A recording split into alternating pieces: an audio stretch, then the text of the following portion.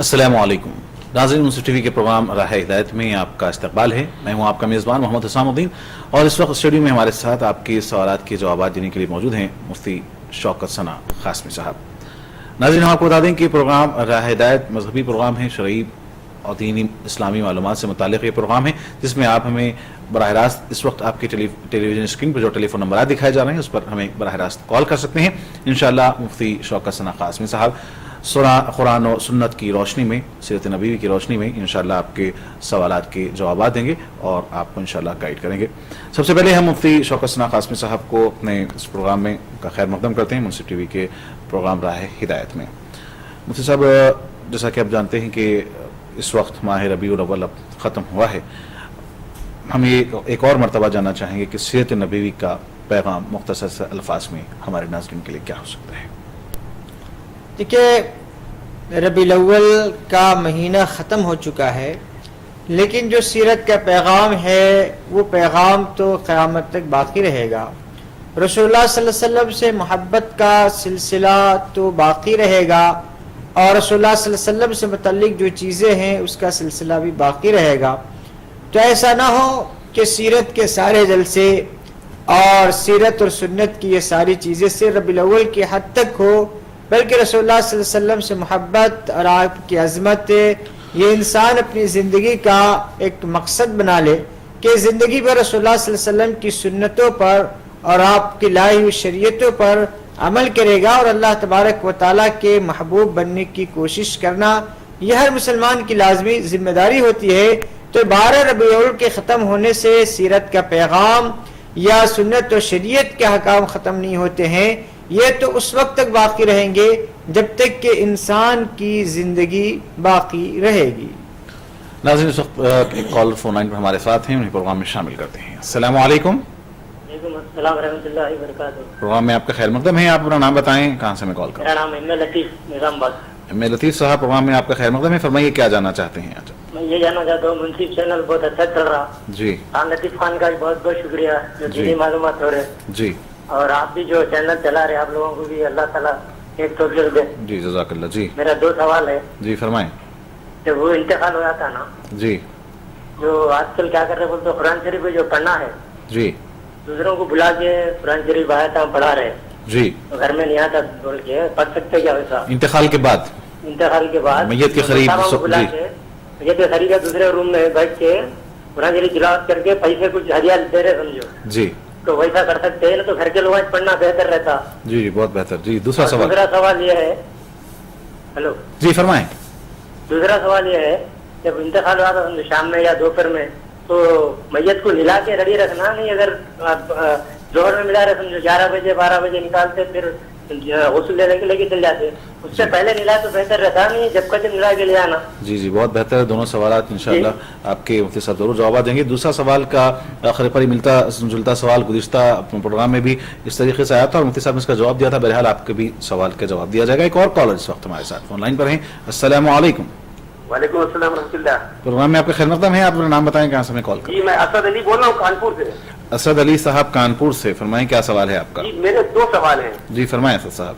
پہلا سوال یہ ہے کہ اللہ تعالیٰ نے قرآن مجید میں جو فرمایا کہ ہم نے بار امانت پیش کری آسمان زمین پہاڑ پر، جی تو وہ اس کو اٹھانے سے ڈر گئے جی اور انسان نے اٹھا لیا، تو جی انسان سے کیا مراد ہے؟ حضرت آدم مراد ہے یا ہم سبھی انسان مراد ہیں؟ یہ سوال ہے میرا، جی جی جی ہے نا۔ اور دوسرا سوال میرا یہ ہے، جی ہلو، جی دوسرا فرمائیں۔ سوال یہ ہے کہ دوسرا سوال یہ ہے کہ ایک فرقہ مسلمانوں کا جو ہے وہ یزید رحمۃ اللہ علیہ کہتا ہے، جی تو میرا یہ پوچھ رہا ہے، تو یہ جو کہتے ہیں تو یہ مسلمان ہے کہ یہ کون، ان کو کیا کہا جائے گا؟ کیا یا تو وہ امام حسین کے دشمن ہوئے جب یزید کو رحمۃ اللہ علیہ کہتے ہیں، تو اس کا مطلب وہ حسین کے مخالف ہے؟ جی جی جی تو اس کے بارے میں بتائیے کہ وہ مسلمان ہے کہ نہیں ہے؟ جی بہت بہتر، انشاءاللہ آپ کے دونوں سوالات کے جوابات دیے جائیں گے۔ بہت بہت شکریہ ہمیں کال کرنے کا۔ ایک اور کالر اس وقت ہمارے ساتھ فون لائن پر ہیں۔ السلام علیکم۔ السلام ورحمۃ اللہ وبرکاتہ۔ جی آپ اپنا نام بتائیں، کہاں سے ہمیں کال کر رہے ہیں، اور کچھ اپنی آواز کو بلند کریں۔ میں راجستھان ڈسٹرکٹ ٹوک سے بول رہا ہوں۔ جی آپ اپنا نام بتائیں۔ محمد سعید نام ہے میرا۔ محمد سعید، جی فرمائیں کیا سوال ہے آپ کا؟ میرے ایک دوست نے سوال کیا ہے کہ وہ ان کی والدہ اور دادی दोनों का इंतकाल हो चुका, जी तो वो राशन जो कार्ड, राशन के अंदर उनके नाम है, उनका जो गल्ला आता है, अनाज वगैरह जो राशन में आता है, वो क्या वो ले सकते हैं या नहीं ले सकते? जी जी जी बहुत बेहतर इंशाल्लाह। जी दूसरा सवाल ये कि आजकल जो मोटरसाइकिल या 4 व्हीलर जो ऊपर लिया जाता है, जी उसमें वो कंपनी इंटरेस्ट वगैरह सब जोड़ के किस्तें बांध देती है। एक और मरतबा अपने जी एक और मरतबा अपने दूसरे सवाल को आप दोहराएं सईद साहब। हाँ, नहीं, ये दूसरा सवाल ये है कि जो 4 व्हीलर गाड़ी है जी या 2 व्हीलर गाड़ी है, मोटरसाइकिल, ये आजकल जो कंपनी किस्तों पे देती है, जी वो अपना इंटरेस्ट वगैरह सब लगा के पूरा टोटल और किस्त बांध देती है, जी उससे वो तिजारत के अंदर भी काम में ली जाता है कि कल चाहे वो 4 व्हीलर हो या 2 व्हीलर हो, तो क्या उसकी तिजारत जायज है या क्या है क्या नहीं है? बस जी ये दो बहुत सवाल जी है। जी बहुत बेहतर इंशाल्लाह एक और कॉलर को हम प्रोग्राम में शामिल करेंगे। अस्सलाम वालेकुम। अस्सलाम वालेकुम। अस्सलाम वालेकुम। वालेकुम अस्सलाम। प्रोग्राम में आपका खैर मकदम है। आप अपना नाम बताएं, कहाँ से हमें कॉल कर रहे जी, हैं? मैं मोहम्मद माजिद बात कर रहा हूँ कश्मीर से। जी माजिद साहब, प्रोग्राम में इस्तकबाल है, फरमाएं क्या सवाल है आपका? जी, पहले आपकी पूरी टीम को, आपको और मुफ्ती साहब को मेरी तरफ से मुबारकबाद कि आपने इतना अच्छा प्रोग्राम चला के रखा है कि हमारे सारे कंफ्यूजन दूर होते हैं। जी बहुत बहुत शुक्रिया, जज़ाकल्लाह। आप इसी तरह प्रोग्राम देखते जी, रहिए। सवाल ये है कि जब हम अपने किसी बच्चे को या कोई बड़ा जाता है कि किसी मौलवी साहब के पास कुरान पढ़ने के लिए, जी जी, तो उसमें हम अगर किसी उनको हदिया देना चाहे, कुछ देना चाहिए अपनी तरफ से, क्या वो जायज है कि नहीं है? बस ये सवाल है। जी बहुत बेहतर, इंशाल्लाह ज़रूर आपके सवाल को प्रोग्राम में शामिल करेंगे। इंशाल्लाह मुफ्ती साहब इसका जवाब देंगे। अपने नाज़रीन को ये बताते चलें कि प्रोग्राम में जब आप शामिल हों उससे क़ब्ल अपने सवाल को तैयार रखें और मुख्तसर से अल्फाज में जामे सवाल करें, ज़्यादा तवील न करें, ताकि ज़्यादा से ज़्यादा लोगों को, नाज़रीन को हम अपने इस प्रोग्राम में शामिल कर सकें। सबसे पहला सवाल आज निज़ामाबाद आंध्र प्रदेश से जनाब M.A. लतीफ़ साहब ने हमसे किया है। मुफ्ती साहब वो जानना चाहते हैं कि अगर किसी घर में इंतकाल हो जाए तो आमतौर पर मैयत के करीब कुरान मजीद की तिलावत की जाती है। एक सवाल तो मैं बताना चाहूँगा कि क्या, सबसे पहले जानना चाहूँगा कि मैयत के करीब कुरान मजीद की तिलावत क्या दुरुस्त है इंतकाल के बाद, और दूसरा सवाल ये है कि क्या कुरान मजीद की तिलावत किसी को मदरसे से या फिर किसी हुफ़ाज़ इकराम को बुलाकर उन्हें कुछ उजरत देकर ये तिलावत करवाई जा सकती है? इंतकाल के बाद, इंतकाल होने के साथ ही जैसे ही रूह निकलती है, ये इंसान का जिस्म नापाक हो जाता है, इसीलिए उसको गुस्ल दिया जाता है। तो मैयत जहाँ पे मौजूद हो वहाँ पे कुरान करीम की तिलावत को फुक़हा ने मकरूह लिखा है कि वहाँ पे कुरान करीम की तिलावत न की जाए। किसी और जगह पे, यानी मैयत जहाँ पे मौजूद है उसको हटकर कहीं दूसरी जगह कुरान करीम की तिलावत की जाए तो की जा सकती है, इसमें कोई हरज नहीं है।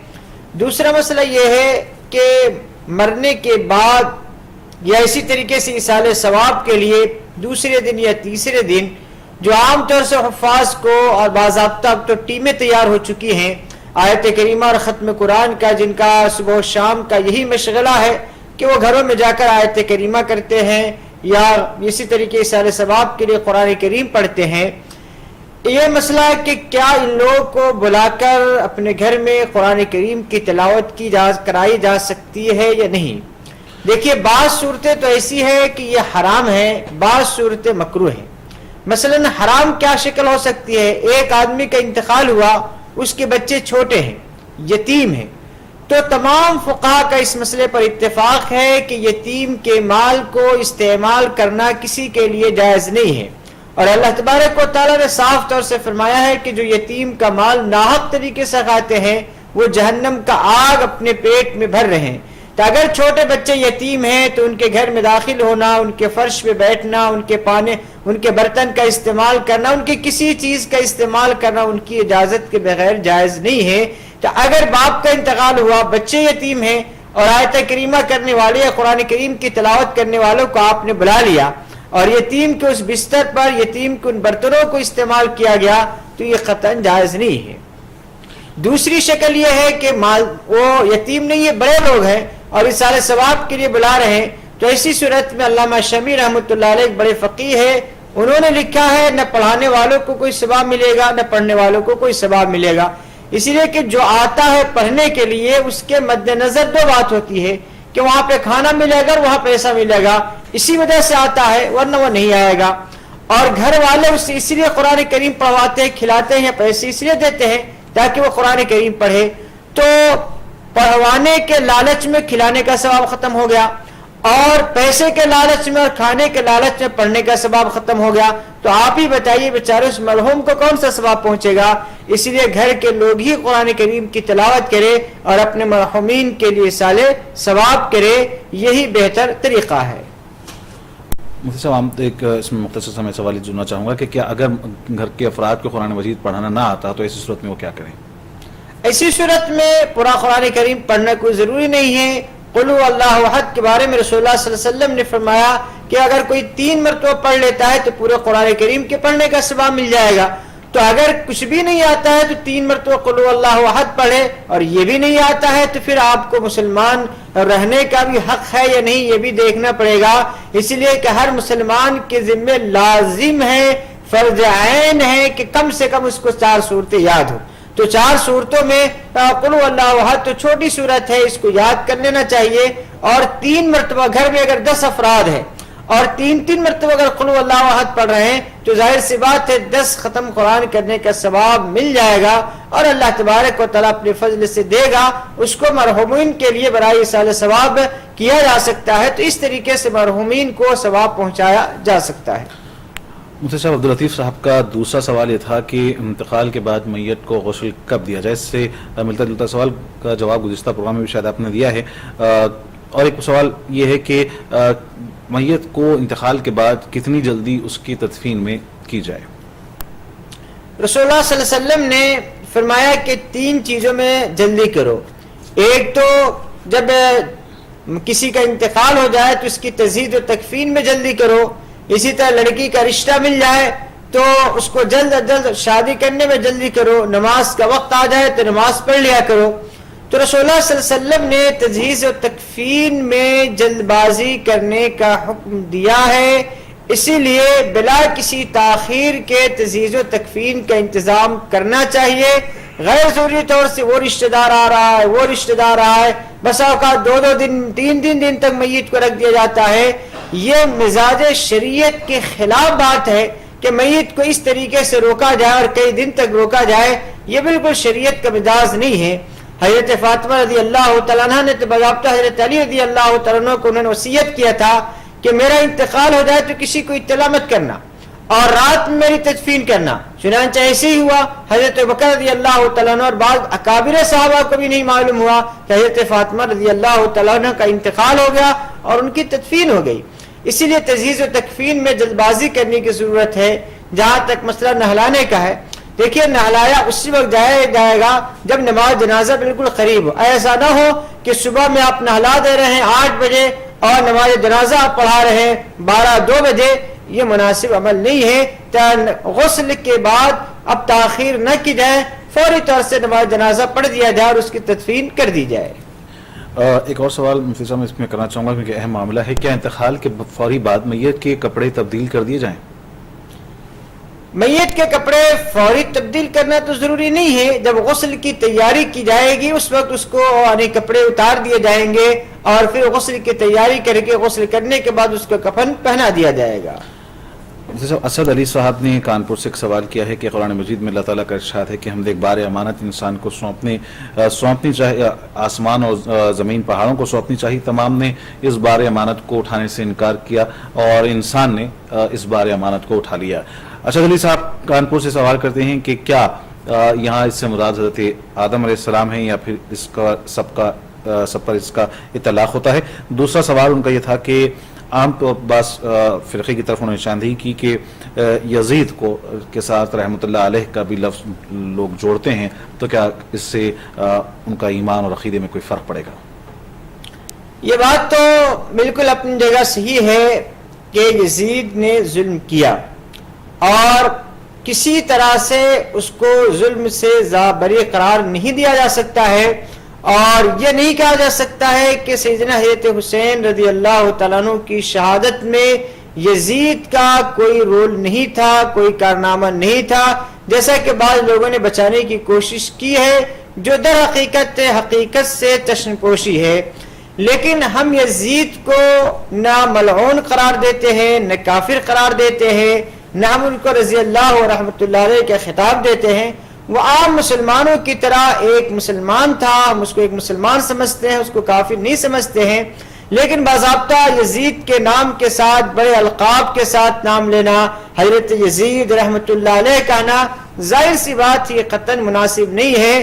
بعض لوگوں کو تو امام ابو حنیفہ رحمۃ اللہ علیہ کہنے میں بہت تکلیف ہوتی ہے، امام اعظم کو امام اعظم کہنے میں تکلیف ہوتی ہے، اور امام حنیفہ کو ابو حنیفہ کے نام سے خطاب کرتے ہیں، رحمۃ اللہ علیہ کہنے کی توفیق نہیں ہوتی ہے۔ لیکن یزید سے پتہ نہ کیوں اتنی محبت ہے کہ یزید کو باضابطہ رحمۃ اللہ علیہ کے ذریعے سے خطاب کیا جاتا ہے۔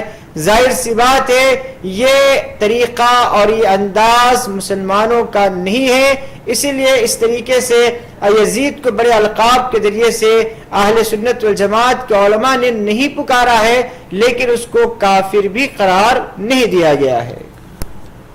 مفتی صاحب، راجستھان سے محمد سعید صاحب نے ہم سے سوال کیا تھا کہ ان کے دوست نے ان سے جاننا چاہا ہے کہ ان کی والدہ اور دادی کا انتقال ہو گیا ہے اور جو راشن کارڈ ہے اس کے اندر ان کے نام ابھی تک موجود ہیں۔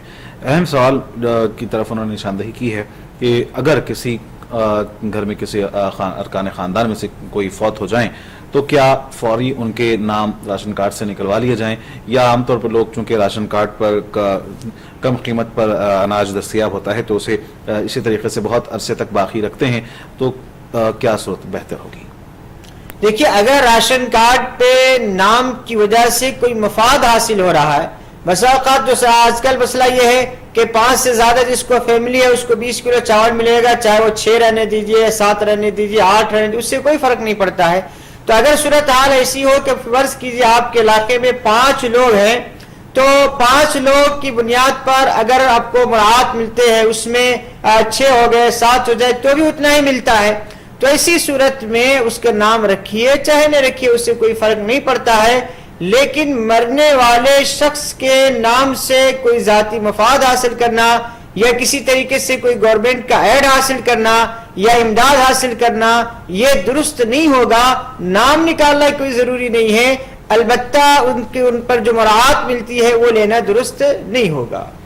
ایک دوسرا سوال محمد سعید صاحب کا یہ تھا کہ عام طور پر جو موٹر گاڑیوں پر 2 ویلر ہو یا پھر 4 ویلر ہو، اس کی تجارت اس طرح کی جاتی ہے کہ قسطوں پر آپ اس کے پیسے ادا کر سکتے ہیں۔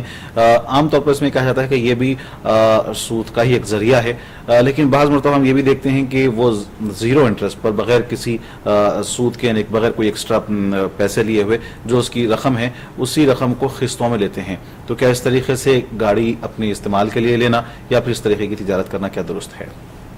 دیکھیے، عام طور سے جو میں سمجھتا ہوں اور جو مجھے معلوم ہے وہ یہ ہے کہ جب کوئی آدمی کسی شو روم کو جاتا ہے اور مثلا وہ یہ کہتا ہے کہ مجھے یہ گاڑی چاہیے اور قسط پہ چاہیے، تو وہاں سے کمپنی گویا کہ ہٹ جاتی ہے اور فوری طور سے بینک والے آ جاتے ہیں، لہذا کمپنی والے خود بینک والے سے ملا دیتے ہیں اور باضابطہ بینک والے معاہدہ طے کرتے ہیں کہ آپ اتنی قسط ادا کریں گے منتھلی تو اس کی رقم یہ ہوگی، اور اگر اتنی قسط ادا کریں گے تو اس کی رقم یہ ہوگی، اور باضابطہ بینک والوں سے اس طریقے سے معاہدہ طے ہوتا ہے گویا کہ بینک آپ کو سودی قرض دیتا ہے اور اس قرض سے آپ کمپنی کو پے کر کے گاڑی کو خریدتے ہیں۔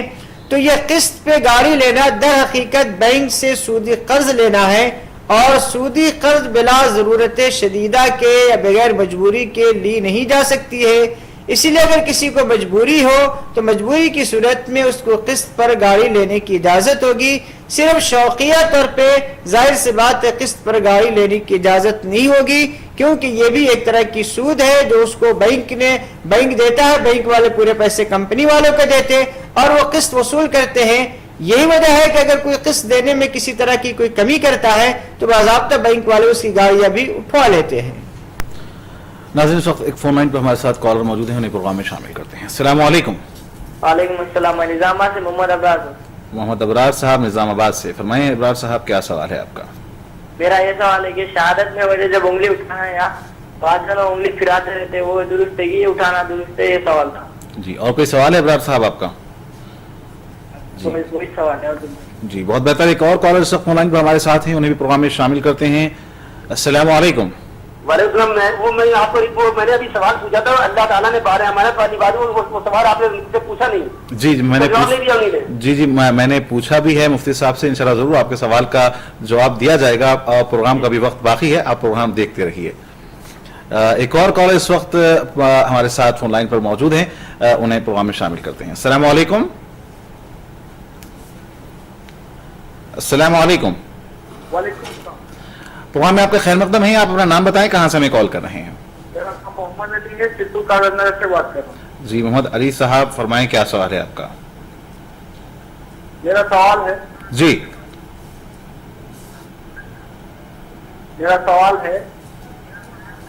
मगरिब के टाइम पे। जी मोहतरम, आप फोन पर हमसे बात करें, आवाज़ बुलंद बात करें ताकि आपकी आवाज़ बेहतर तरीके से पहुंच सके। सुनिए, मेरा सवाल है जी मगरिब के टाइम पे जी पहले सुन्नत पढ़ने के बाद में फर्ज पढ़ सकते क्या? और ये कौन सा मसला है, कहाँ का चलता है ये मसला? जी मगरिब से पहले कौन सी सुन्नतें पढ़ना चाह रहे हैं आप? जैसा आपने सुन्नत नमाज पढ़ने के बाद में फर्ज नमाज पढ़ा जाता है क्या?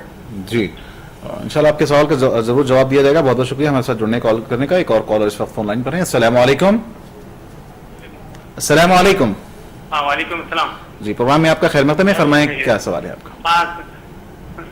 जी मोहतरम। मैं मेरा नाम सैयद फसीहुद्दीन है। सैयद फसीहुद्दीन जी, कहाँ से कॉल कर रहे हैं फसीहुद्दीन साहब आप? मैं निजामाबाद से बात कर रहा हूँ। निजामाबाद। जी फरमाएं क्या सवाल है आपका? तो हाँ, मेरा भाई का सैयद रफीकुद्दीन नाम था। जी। तो हमारे भाई का रिश्ता तय हुआ जी। फकीरी खानदान है, मतलब वो खानदान जरा फकीरी खानदान में शुमार है उनका। जी।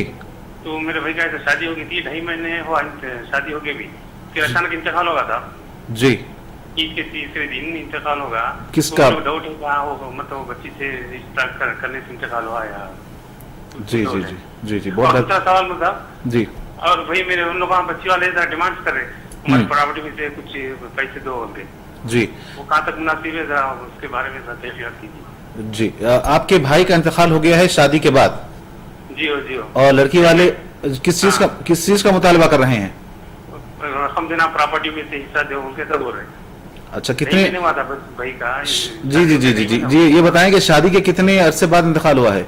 2.5 महीने हुआ। 2.5 महीने बाद। ठीक है, जरूर इंशाल्लाह मुफ्ती साहब आपके सवाल का जवाब देंगे। एक और कॉलर इस वक्त फोन लाइन पर हमारे साथ हैं, उन्हें भी प्रोग्राम में शामिल करते हैं। अस्सलाम वालेकुम। जी वालेकुम अस्सलाम। प्रोग्राम में आपका खैर मकदम है, फरमाएं क्या आप अपना नाम बताएं, कहाँ से हमें कॉल कर रहे हैं? रांची से अब्दुल गफ्फार। रांची से अब्दुल गफ्फार साहब, फरमाएं अब्दुल गफ्फार साहब क्या सवाल है आपका? मेरा ये सवाल है कि बोलते हैं कि अहले हदीस लोग गलत चीज कर रहे हैं, रफ़ादान मंसूख हो गया, ये बुखारी शरीफ में क्या हदीस गलत है? जी कोई और सवाल है आपका? नहीं जी हम अपने नाजरीन को और खुसूसन अब्दुल गफ्फार साहब आपसे भी ये कहेंगे कि बराह रास्त हम किसी मसलक का नाम लेकर इस तरह की सवालात करना हमारे प्रोग्राम में इसकी इजाज़त नहीं है और ये मुनासिब और बेहतर नहीं है। वैसे इंशाल्लाह रफ़ादान के ताल्लुक से ज़रूर इंशाल्लाह मुफ्ती साहब आपके सवाल का जवाब देंगे। मुफ्ती साहब, मोहम्मद माजिद साहब ने सबसे पहले तो उन्हें हमें कश्मीर से कॉल किया, उन्होंने प्रोग्राम की मुबारकबाद दी है। सवाल उनका ये था कि घर के जो अफराद ख्वाह बड़े हों या बच्चे हों, अगर उनकी अरबी तालीम के लिए कुरान मजीद सीखने के लिए अगर किसी मौलवी का इंतज़ाम किया जाता है तो क्या इसके एवज़ में उन्हें कोई हदिया देना या फिर इसकी फ़ीस देना क्या जायज़ है? जाहिर सी बात है, ये मसला तो आपको पूछने की जरूरत भी नहीं है। आप खुद सोचिए कि आप अपने बच्चों LKG UKG पढ़ने वाले बच्चों को आप ट्यूशन देते हैं तो क्या उसको फीस नहीं देते हैं? कुरान करीम को पढ़ाने के लिए आपको हदिया देना चाहिए और ज्यादा मिकदार में देना चाहिए ताकि कुरान करीम का एजाज हो, कुरान पढ़ने वालों का एजाज हो और कुरान से आपकी मोहब्बत का इजहार हो। तो बिल्कुल आप कुरान सीखिए, घर के तमाम अफराद को सिखाने की कोशिश कीजिए और अच्छे हाफिज साहब को रखिए जो कुरान करीम को तजवीद के साथ अच्छे अंदाज से हरूफ की सही अदायगी के साथ पढ़ाएं। उनका जो भी माकूल मुआवजा आप दे सकते हैं, आपको इस्तिताअत हो, वो जरूर देने की कोशिश कीजिए। फी सबिलिल्लाह पढ़ने की हरगिज कोशिश मत कीजिए। मुफ्ती साहब मोहम्मद अबरार साहब ने हमें सवाल किया है कि نماز میں تشہد میں اشہد ان لا الہ الا اللہ پر جب ہم انگلی اٹھاتے ہیں تو کیا اسے حرکت دیتے رہنا، گول پھراتے رہنا ضروری ہے؟ دیکھیے مسلسل حرکت دیتے رہنا یہ رسول اللہ صلی اللہ علیہ وسلم سے ثابت نہیں ہے، بلکہ رسول اللہ صلی اللہ علیہ وسلم سے ثابت یہ ہے کہ آپ صلی اللہ علیہ وسلم کے بارے منقول ہے کان لا یحرکها، کہ آپ صلی اللہ علیہ وسلم مسلسل حرکت نہیں دیتے تھے۔ جو لوگ کہتے ہیں کہ آپ صلی اللہ علیہ وسلم حرکت دیتے تھے اور مسلسل دیتے رہتے تھے، ان سے آپ پوچھئے کہ جو حرکت رسول اللہ صلی اللہ علیہ وسلم دیتے تھے یہ حرکت اپ ڈاؤن ہوتی تھی یا اسی طریقے سے لیفٹ رائٹ ہوتی تھی یا راؤنڈ ہوتی تھی؟ یہ جو بھی حرکت ہوتی تھی اس حرکت کو حدیث سے ثابت کیجئے، اپنے عقل سے مت ثابت کیجئے۔ کسی حدیث میں یہ بات ثابت نہیں ہے کہ رسول اللہ صلی اللہ علیہ وسلم کی انگلیوں کی حرکت یا اپ ڈاؤن تھی یا لیفٹ رائٹ تھی یا راؤنڈ تھی۔ اسی لیے ہر آدمی اپنی مرضی سے جس طرح چاہتا ہے حرکت دیتا ہے۔ رسول اللہ صلی اللہ علیہ وسلم سے جو بات صحیح روایت پر ثابت ہے کان لا یحرکها، کہ آپ حرکت نہیں دیتے تھے، اور جس روایت میں ہے کہ آپ حرکت دیتے تھے، تو دیکھیں انگلی ایسی ہے، جب اس کو آپ ایسے اٹھائیں گے اور ایسا رکھ دیں گے تو حرکت تو پالی گئی۔ تو ہم جس مسلک پہ عمل کرتے ہیں اس میں دونوں حدیثوں پر عمل ہو جاتا ہے کہ مسلسل حرکت بھی نہیں ہے اور تھوڑی بہت اٹھانے اور گرانے میں حرکت بھی ہو جاتی ہے، لہذا ہمارا عمل دونوں حدیث پر ہیں۔ جو لوگ مسلسل حرکت دیتے ہیں وہ کسی بھی صحیح روایت پر عمل نہیں کرتے ہیں۔ مفتی صاحب محمد علی صاحب نے سرپور خانہ پور کاغذ نگر سے میں سوال کیا ہے کہ کیا مغرب کے وقت مغرب کی نماز سے قبل سنتیں ادا کی جا سکتی ہیں؟ مغرب کی نماز سے پہلے سنت ادا کرنا نبی علیہ الصلوۃ والسلام سے ثابت نہیں ہے، نہ آپ صلی اللہ علیہ وسلم نے کسی کو سنت پڑھنے کا حکم دیا ہے۔ لیکن بعض صحابہ کرام مغرب کی اذان کے فوری بعد جماعت کے وقت میں اگر تھوڑی سی تاخیر ہوتی تھی تو 2 رکعت سنت پڑھ لیا کرتے تھے، 2 رکعت سنت نہیں بلکہ 2 رکعت نفل نماز پڑھ لیتے تھے، اور رسول اللہ صلی اللہ علیہ وسلم دیکھ کر نہ منع فرمایا ہے اور نہ کسی کے کرنے کا حکم دیا ہے۔ تو اس سے بظاہر یہ بات ثابت ہوتی ہے کہ مغرب کی نماز میں اگر تاخیر ہو جماعت میں تو 2 رکعت نماز پڑھی جا سکتی ہے، اس کی گنجائش ہے، لیکن نہ یہ سنت مؤکدہ ہے نہ غیر مؤکدہ ہے، محض اجازت ہے، نفل کے درجے میں ہے۔ عام طور پر جہاں ہمارے ملک ہندوستان میں نماز مغرب کی جب اذان ہوتی ہے، جیسے ہی اس نماز مغرب کا وقت شروع ہوتا ہے اذان ہوتی ہے اور پھر اذان کے فوری بعد جماعت ٹھہر جاتی ہے، یہاں پر تو سنت پڑھنے کا کوئی وقت وقفہ نہیں ہوتا ہے، تو کیا یہ ضروری ہے کہ نماز مغرب میں بھی، کیا ضروری نہیں ہے کہ نماز مغرب میں بھی اذان کے بعد کوئی وقفہ دیا جائے؟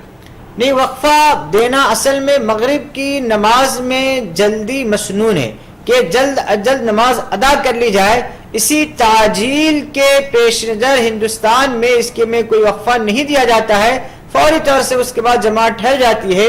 لیکن اگر کسی وجہ سے تاخیر ہو جا رہی ہے تو ایسی صورت میں 2 رکعت نماز پڑھنے کی گنجائش ہوگی۔ مفتی صاحب سید فصیح الدین صاحب نے نظام آباد سے ہمیں کال کیا ہے کہ ان کے بھائی سید رفیق الدین مرحوم کا رشتہ طے ہوا اور شادی ہوئی، اور شادی کے 2.5 مہینے بعد ان کا انتقال ہو گیا۔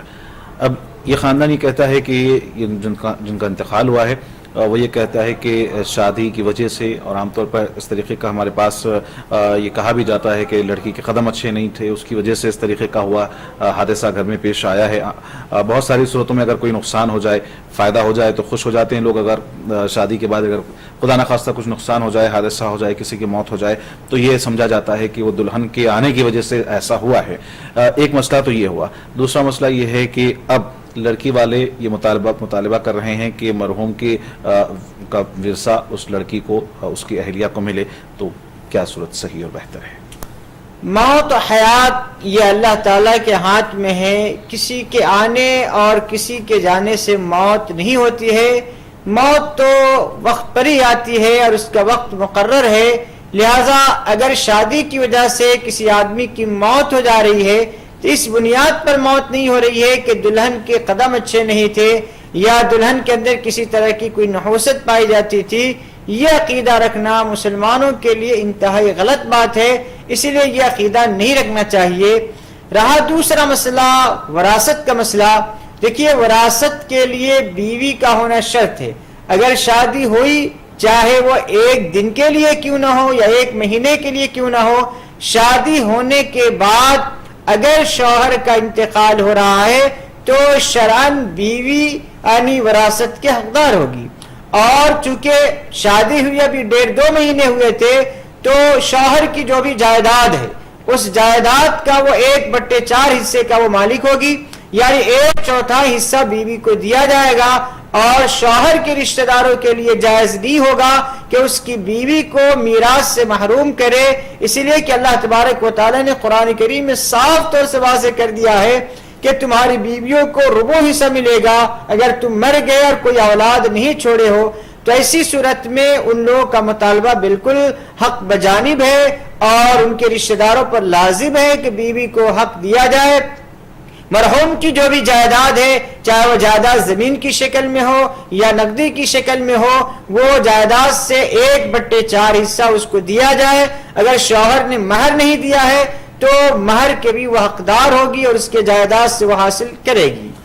مطلب ایک اور اہم سوال میں اس میں جوڑنا چاہوں گا کہ اگر اس رشتے میں کچھ تلخیاں رہی ہوں، آپس میں ایک دوسرے سے نباہ ممکن نہ رہا ہو، اور اس کے بعد لڑائی جھگڑے ہو رہے ہوں اور اس کے بعد شوہر کا انتقال ہو جائے، خواہ وہ مختصر مدت نکاح کی ہوئی ہو، تو کیا ایسی صورت میں بھی بیوی کا حق اس کی وراثت پر بنتا ہے؟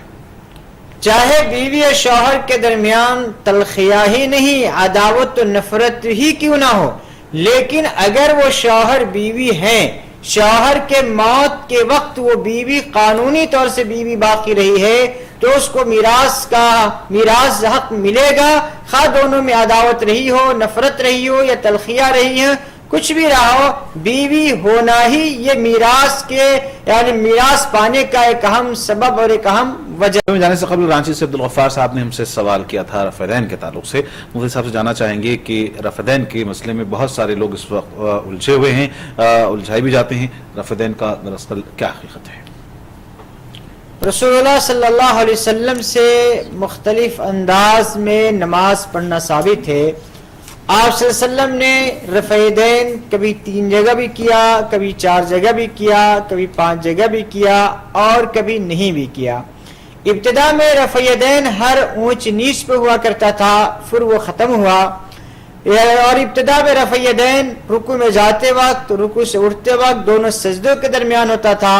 دونوں سجدوں کے درمیان رفع دین 10 صحابہ کرام سے ثابت ہے، اور خود علامہ البانی رحمۃ اللہ علیہ جو اہل حدیث کے بہت بڑے امام ہیں، انہوں نے صلاۃ النبی میں لکھا ہے کہ 2 سجدوں کے درمیان رفع دین کرنا 10 صحابہ کرام سے ثابت ہے۔ تو سجدے کے درمیان جو رفع دین تھا یہ بھی منسوخ ہو گیا، ہر نیچ پہ اونچ پر جو رفع دین تھا وہ بھی منسوخ ہو گیا۔ مسئلہ یہ رہا کہ رکوع میں جاتے وقت اور رکوع سے اٹھتے وقت رفع دین منسوخ ہوا یا نہیں ہوا۔ سیدنا امام شافعی رحمۃ اللہ علیہ اور سیدنا امام احمد بن حنبل رحمۃ اللہ علیہ کا مسلک یہ ہے کہ یہ رفع دین منسوخ نہیں ہوا۔ سیدنا امام حنیفہ رحمۃ اللہ علیہ اور سیدنا امام مالک رحمۃ اللہ علیہ کا مسلک یہ ہے کہ یہ رفع دین بھی منسوخ ہو گیا، اور صرف ایک جگہ یعنی تکبیر تحریمہ کے وقت رفع دین کرنا باقی رہا، اور یہ مسلک کئی صحابہ کرام کا خلفائے اربعہ میں تقریباً 4 خلیفہ جو ہیں وہ رفع دین نہیں کیا کرتے تھے، صرف ایک مقام پر رفع دین کیا کرتے تھے۔ اور ترمذی میں صحیح روایت ہے، حضرت عبداللہ بن مسعود رضی اللہ تعالیٰ عنہ نے فرمایا کہ آؤ میں تمہیں رسول اللہ صلی اللہ علیہ وسلم کی نماز پڑھ کے بتاتا ہوں، اور انہوں نے صرف ایک جگہ رفع دین کیا۔ اسی طرح سیدنا عبداللہ بن عباس رضی اللہ تعالیٰ عنہ جو قرآن کے سب سے بڑے مفسر تھے، انہوں نے قد افلح المؤمنون هم فی صلاتهم خاشعون کی تفسیر کرتے ہوئے فرمایا ہے کہ اس آیت سے رفع دین نہ کرنا ثابت ہوتا ہے نماز میں، تو رفع دین نہ کرنا یہ صحیح روایت سے ثابت ہے، یہی صحابہ کا عمل بھی تھا، لہذا جو لوگ رفع دین نہ کر کے نماز پڑھتے ہیں ان کی نماز بالکل درست ہے، کسی طرح کے کوئی شکوک و شبہات میں مبتلا ہونے کی کوئی ضرورت نہیں ہے۔ لیکن جو لوگ رفع دین کر کے نماز پڑھتے ہیں ان کی نماز کو غلط قرار دینا بھی درست نہیں ہے۔ ناظرین اس وقت ایک کالر فون لائن پر ہمارے ساتھ ہیں، پروگرام میں شامل کرتے ہیں۔ السلام علیکم۔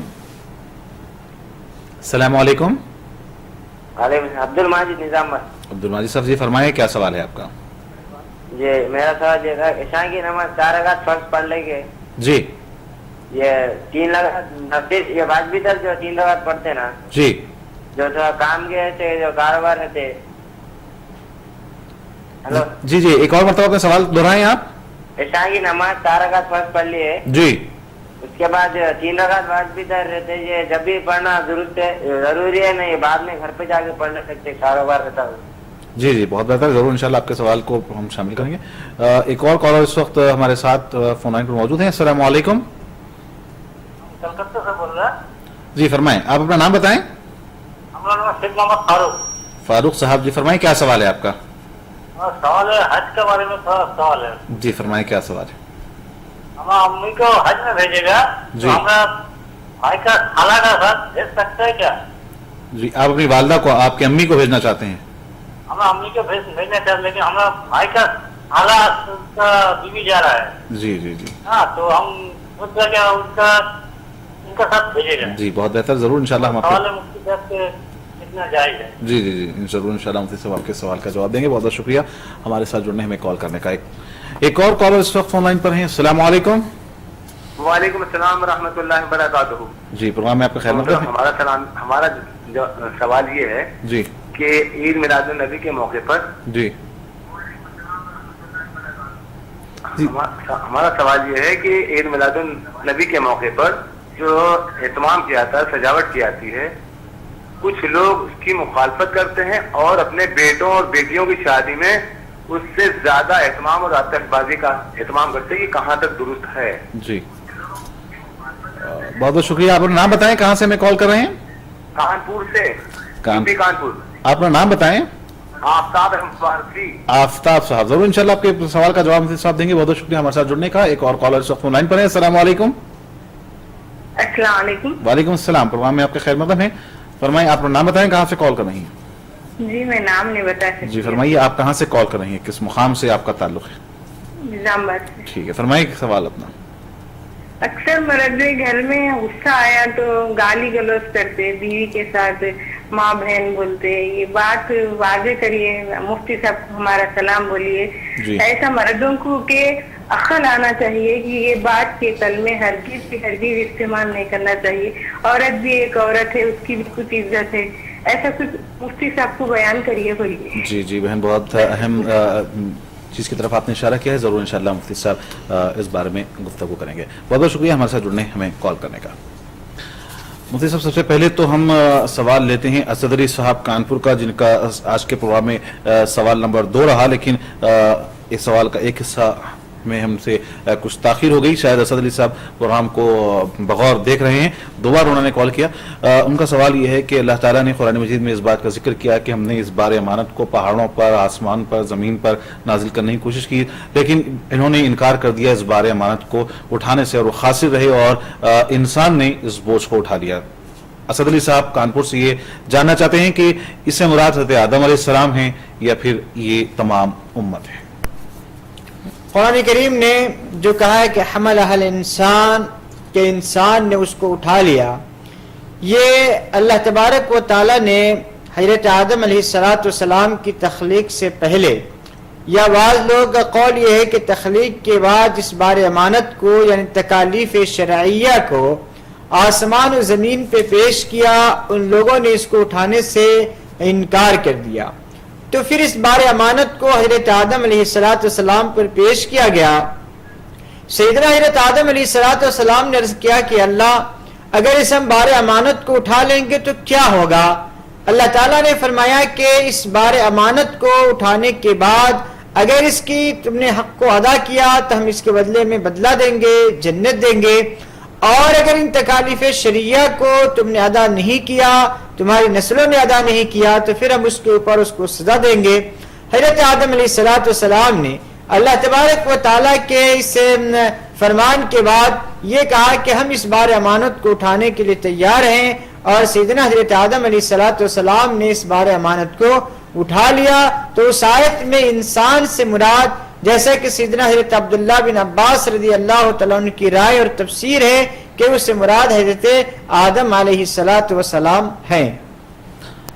मुफ्ती साहब निज़ाम आबाद से हमारे एक साथी ने ये सवाल किया है कि नमाज इशा के बाद मस्जिद में अगर हम नमाज इशा अदा कर रहे हों तो क्या उसके फौरी बाद वितर की नमाज अदा करना चाहिए, या फिर अगर हम कारोबारी मसरूफियत में हो इशा की नमाज पढ़कर वापस आ जाएं और फिर बाद में जाकर वितर अदा करें। लेकिन उम्मन मैं अपना मसला आपसे सवाल जोड़ना चाहूँगा कि ऐसा अक्सर होता है कि अगर हम इशा की नमाज पढ़कर वापस आ जाएँ और वितर की नमाज घर में अदा करने का इरादा करें, लेकिन होता यह है कि घर जाने के बाद या तो भूल जाते हैं या फिर सोने में लग जाते हैं, तो बेहतर और सही तरीका क्या है? देखिए, इशा की नमाज के बाद वितर की नमाज फौरी पढ़ना जरूरी नहीं है। आप उसको ताखीर से पढ़ सकते हैं, आप मस्जिद में पढ़ने के बजाय अपने घर में भी पढ़ सकते हैं, लेकिन खुद आप अपने नफ्स को और अपनी मसरूफियात को अपने हालात के लिहाज से ये तय कर लीजिए कि क्या आप इस वितर की नमाज को घर में पढ़ना आपके लिए मुमकिन है या नहीं है।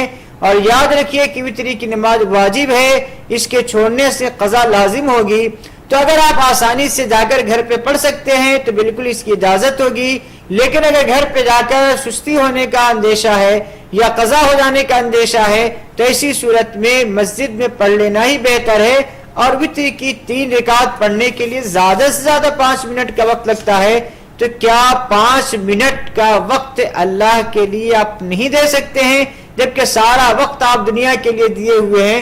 एक 5 से 10 मिनट वक्त अगर अल्लाह ताला के लिए आप वक्त कर रहे हैं तो इससे बहुत बड़ा नुकसान लाजिम नहीं आएगा। कलकत्ता से फारूक साहब का सवाल है साहब कि इस बार वो हज के लिए अपनी वालिदा को भेजना चाहते हैं, तो जहाँ तक महरम का मामला है, क्या उनके भाई के ब्रदर निस्बती को, भाई के साले को, क्या वो अपनी वालिदा के साथ हज पर भेज सकते हैं? भाई की बरादरत निस्बती यानी साला जाहिर सी बात है आपकी माँ के लिए महरम नहीं है, लिहाजा माँ के लिए महरम न होने की वजह से उनके साथ हज पे भेजना दुरुस्त नहीं होगा। एक और सवाल इसमें मैं जोड़ना चाहूँगा कि अगर खातून उम्र रसीदा हों तो क्या ऐसी सूरत में भी किसी रिश्तेदार अगर वो दूर का रिश्ता रखता हो तो क्या उसके साथ में ज़्यादा उम्र वाली ख़वातीन, उम्र रसीदा ख़वातीन जा सकती हैं?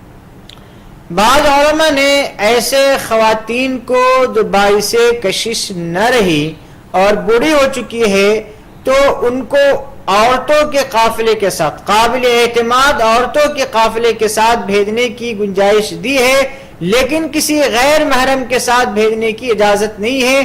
अगर उस काफिले में औरतें भी हों, मर्द भी हो, तो ऐसी सूरत में जब एक काफिला है जिसमें औरतों की भी अच्छी खासी तादाद है तो वहां पे फितने का इम्कान कम हो जाता है, और खास तौर से जब औरत बूढ़ी हो तो फितने का इम्कान बहुत कम रहता है।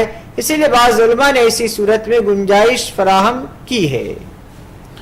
कानपुर से आफ्ताब साहब का सवाल है कि ईद मिलाद नबी के मौके पर जिस तरीके से रिवाज चल पड़ा है सजावट का, रोशनियों के करने का, इसके बाद कुछ लोगों ने जाहिर है इसकी मुखालिफत भी की है, लेकिन उनका सवाल है कि यही मुखालिफत करने वाले लोग अपने घर के फंक्शंस में, अपने घर के प्रोग्रामों में, तकारीब में इससे ज़्यादा सजावट का इंतज़ाम करते हैं, रोशनियों का इंतज़ाम करते हैं, आतिशबाजी करते हैं, तो क्यों ईद मिलादुन्नबी पर ही इसको ममनू समझते हैं?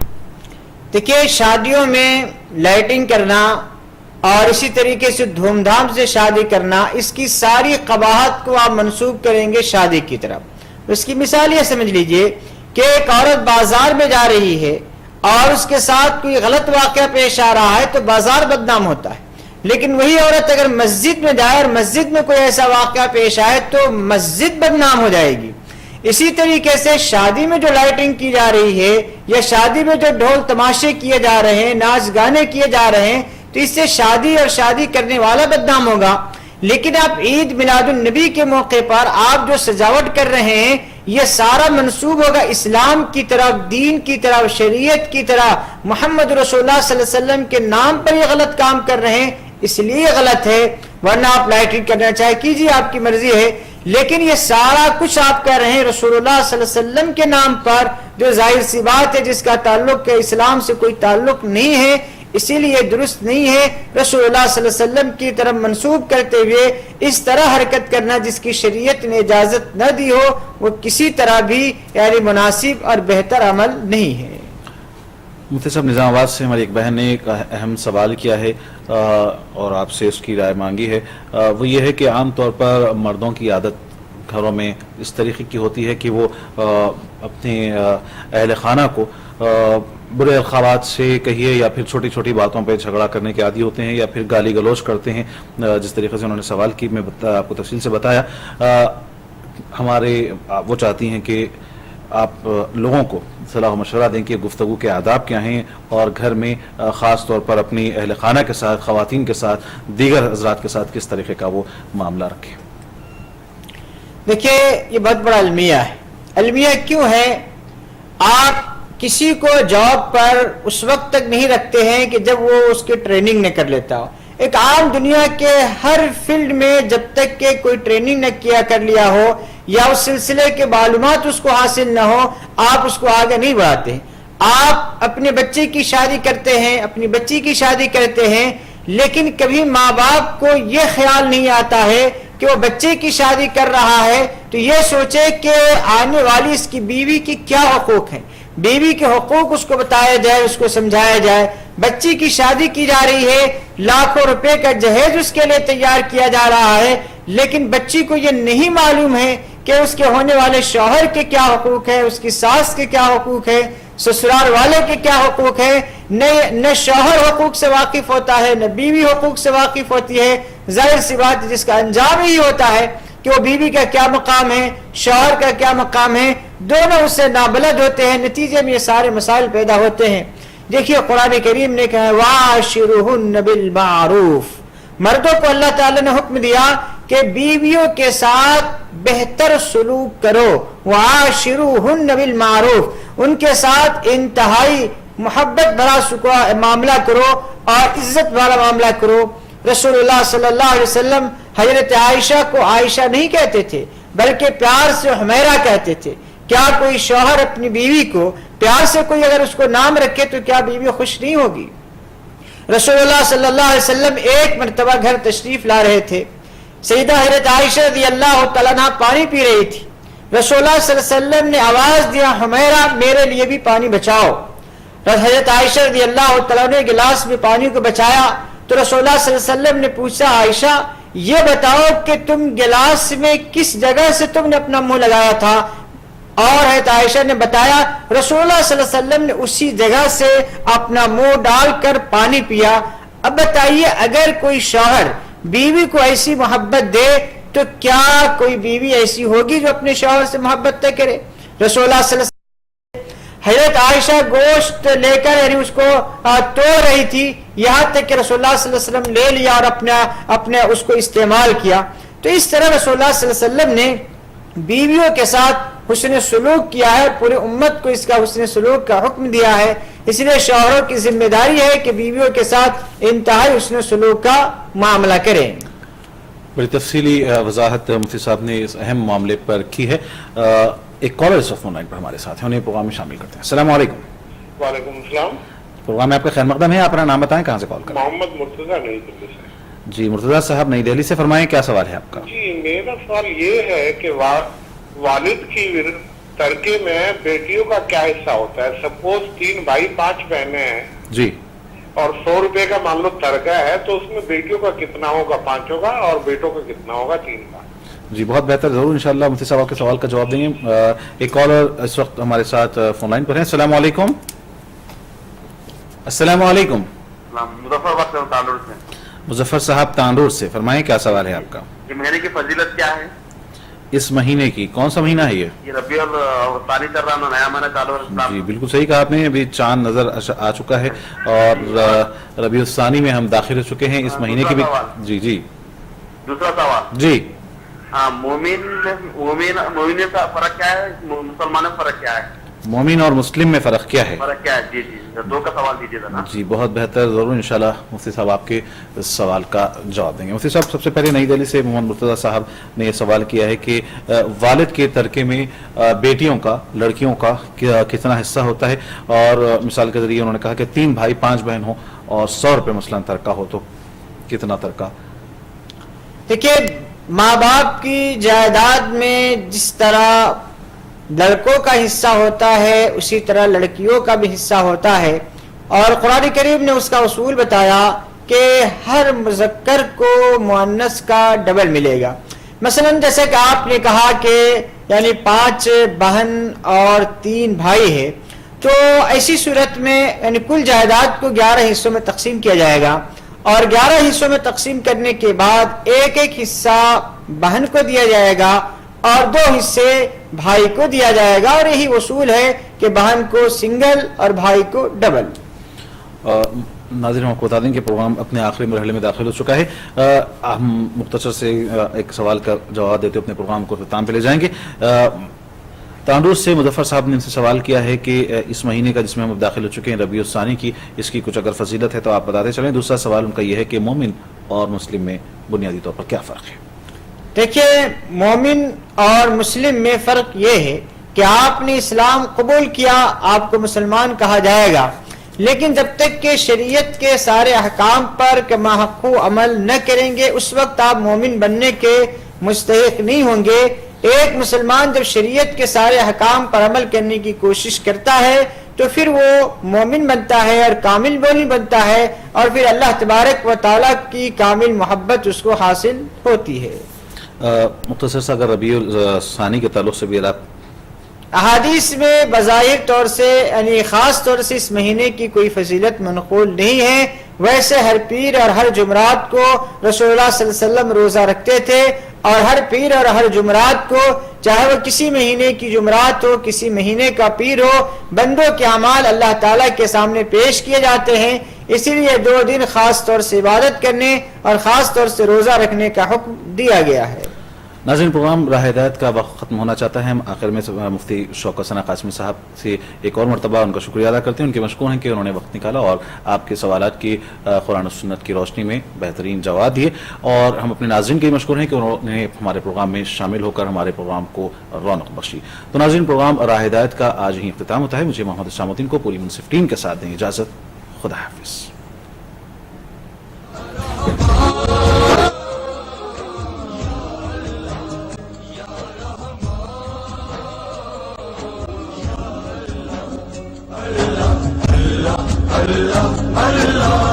تیری رحمت کے طلبگار ہیں ہم، یہ وجہ ہے کہ گناہگار ہیں ہم.